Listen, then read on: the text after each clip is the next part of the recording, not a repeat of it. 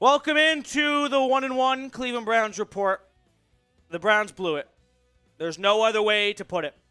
They were leading by 2 touchdowns with 2 minutes to go.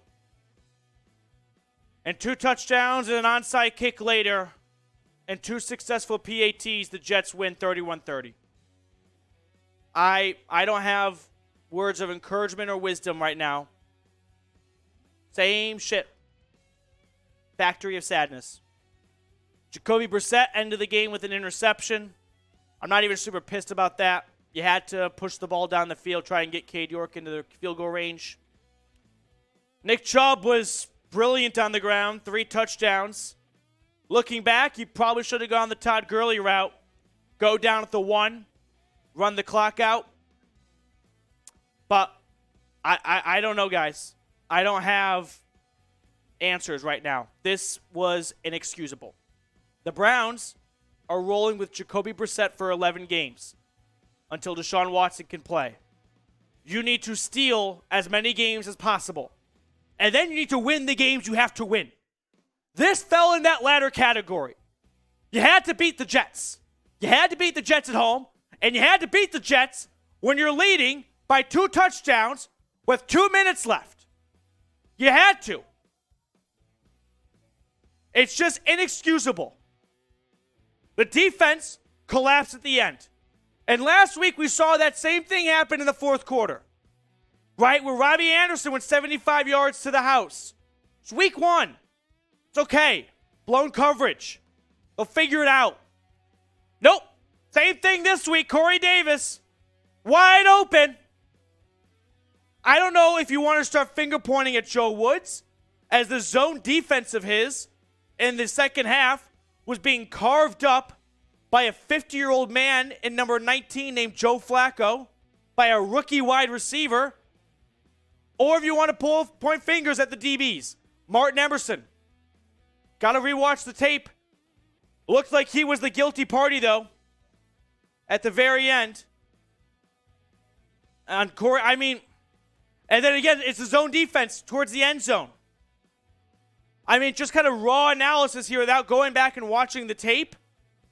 Garrett Wilson, where he made all of his money today. Where was it? Over the middle of the field. Aside from 1 corner touchdown, he was killing the Browns across the middle. And the Browns had no response. A lot of good things happened for the first, 57 minutes of the game. But ultimately, it's the last 2 minutes that defines this game. So what's your one-word reaction to this loss? Right? 31-30. What is your one-word reaction to this loss? Let me know in the comments. Me? I'm not going to go the cliche predictable. Same thing. I'll go inexcusable. I don't want to sound like a mad parent, but I'm going to because you had to win game. Even with Deshaun Watson, you have to win these games. But you cannot lose games at home like that. I hope this team has a bit of a wake-up call. That, yes, they are more talented than a lot of opponents they play this year. But that doesn't mean they can slack off for the last 3 to 5 minutes of the game. Mail it in. Go, we got a comfy lead. I would be lying if I was saying I wasn't celebrating a little bit. I was. Probably like all of you guys. Lesson to be known, you wait till 000s. But that's the difference. I'm in an Amari Cooper jersey on YouTube. They're on the field. Can't leave. Can't check out. Like that. Gotta wait till 000s. Especially after you give up the first touchdown to Corey Davis. Then the defense has to regroup and go, you know what? Let's assume they're going to get this onside kick. How are we going to combat what we have given up the last couple of drives to New York? Where they've had success so far. Since sputtering in the first few drives of the game. What are we going to do about 17? Garrett Wilson, 8 receptions, 102 yards, and 2 touchdowns. Would have been nice if the Browns had him at 13. But Amari Cooper, he came to play. Can any other receiver really say that? 9 receptions, over 100 yards in the score. Didn't see anything from DPJ. Nothing from David Bell. Nothing from Anthony Schwartz. Those two guys didn't even touch the football. On the ground, give credit to the Jets. They went through stretches where they shut down this Browns run game. They shut it down enough to keep themselves in range, right? Sort of after the half, floated right there, just being a nuisance enough to not let the Browns pull away. Unbelievable. Unbelievable. Not going to sugarcoat it. Can't believe the Browns just folded like that. 1-1 now. They get ready for the Jets, for the Steelers on Thursday night.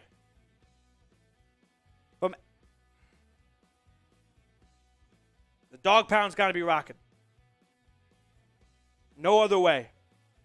All right, we are live right now during our live watch party into the post-game show. I'll pull up some comments, see what you guys have to say, right? Let you be a part of the show here. Let me know what your thoughts are as we all just take in this unbelievable loss on one too many levels. This team is just too good to be this bad at the last 2 minutes of back-to-back. Yep, the mistake by the lake, just another one.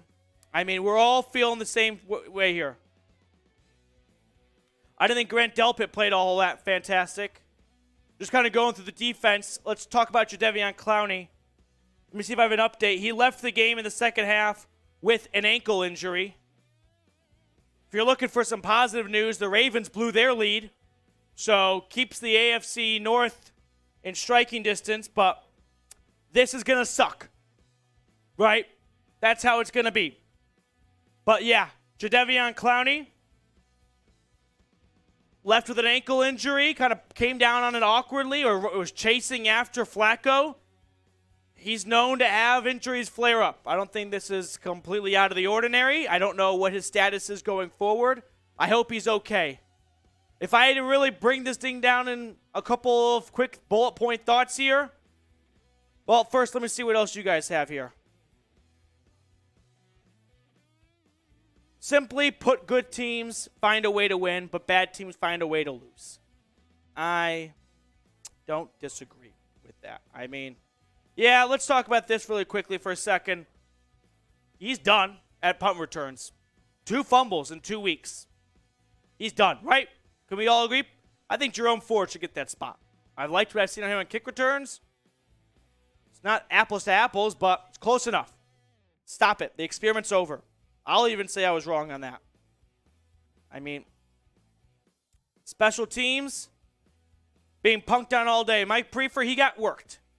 Like Anthony says, from the fake punt to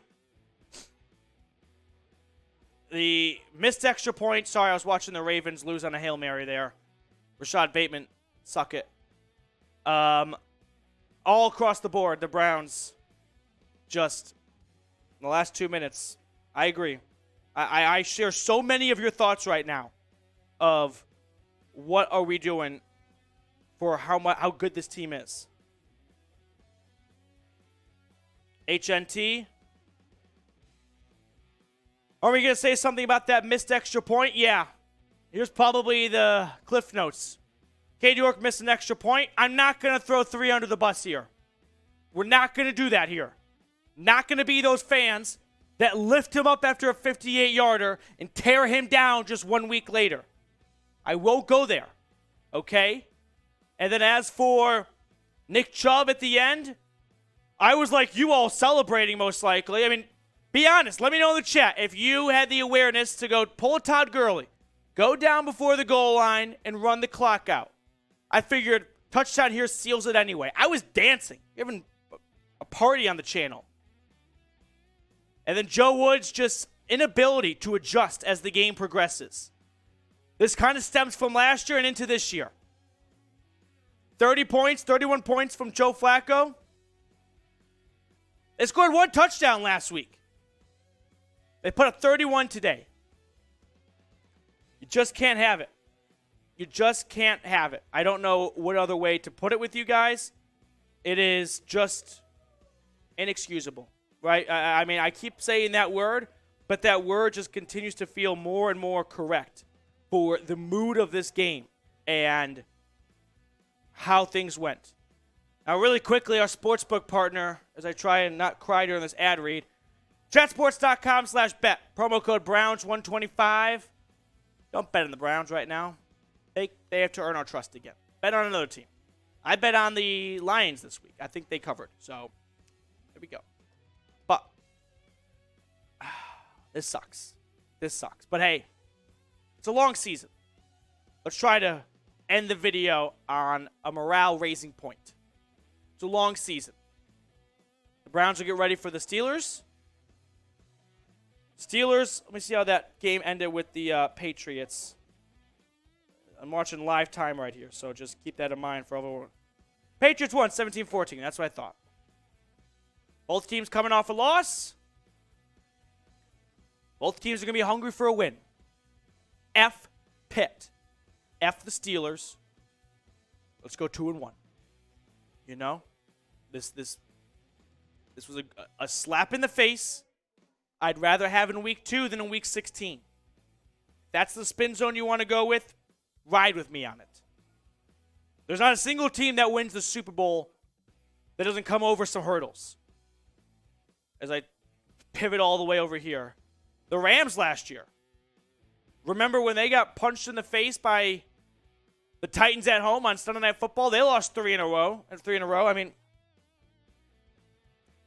it's unbelievable. I don't have a better way to put it. Okay. That's going to do it for today's post-game show.